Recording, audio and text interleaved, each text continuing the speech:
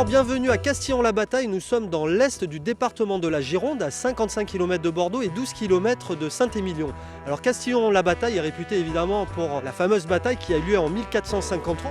Quelles étaient les forces en présence à cette époque?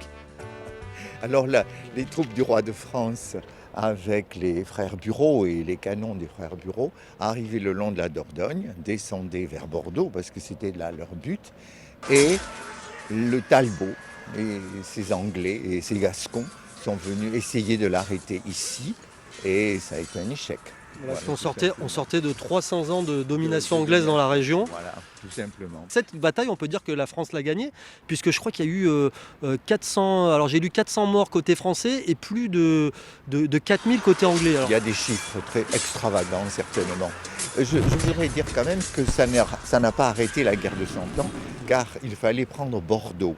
Et c'est la prise de Bordeaux qui a clos vraiment la guerre de 100 ans.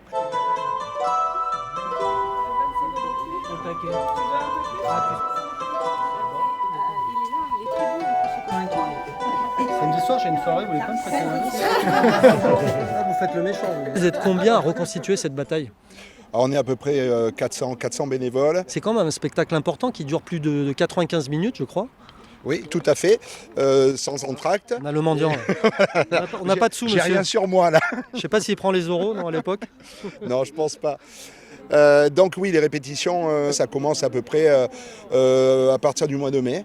Voilà, les gens se retrouvent le dimanche. Il y a différentes scènes, donc il y a des ateliers de danse aussi qui peuvent se retrouver ça le soir. On a un casting cavalier qui est important aussi. Il y a plus de 50 cavaliers. Hein. Oui, à peu près, oui. Il y a 50 cavaliers avec des animaux de la ferme, des attelages. Voilà, on se réunit à partir du mois de mai. Bon, ça, c'est pas le mien parce que ça, vous voyez. Là, à l'époque, il n'y avait pas de téléphone portable, je précise. Hein. Et là, je pense que le metteur en scène, là, ça serait terrible pour lui. Là. Je pense qu'il nous fait une syncope directe. On rappellera plus tard. Hein. Cette année, la première, c'est le 17 juillet. Voilà, le 17 juillet. Alors, on va finir avec une petite scène de combat.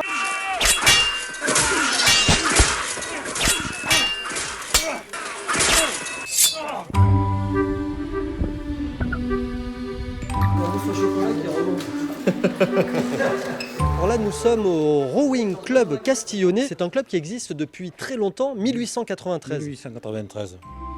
L'aviron peut en faire à combien de personnes? On peut commencer à une seule personne avec un skiff. Après, on passe au double. Du double, on passe au 4. Et du 4, après, on peut passer au 8, à 8 rameurs. Et on peut ramer aussi bien en couple qu'en pointe. C'est-à-dire en pointe comme Serge puis son collègue. Vous vous installez. Ça peut aller à quelle vitesse en aviron? On peut aller jusqu'à 20-25 km à l'heure. Mettez-vous derrière moi, vous allez un peu me dire ce qu'il faut faire là. Main gauche sur main droite. Allez, je vous suis. Allez, on y va. Allez, moi en capitaine, ça va pas aller loin. Hein. Voilà. Ah, voilà, on va finir avec notre dernier invité de la journée. J'ai oublié le nom. C'est quoi son prénom, Charles? Je sais plus. Ah oui, le Père Noël, voilà. Eh bien, écoutez, Père Noël a un petit mot à nous dire? Joyeux anniversaire les enfants! Ben voilà, c'était le dernier mot du Père Noël. Joyeux Noël, Charles. Hein. Joyeux Noël, les amis.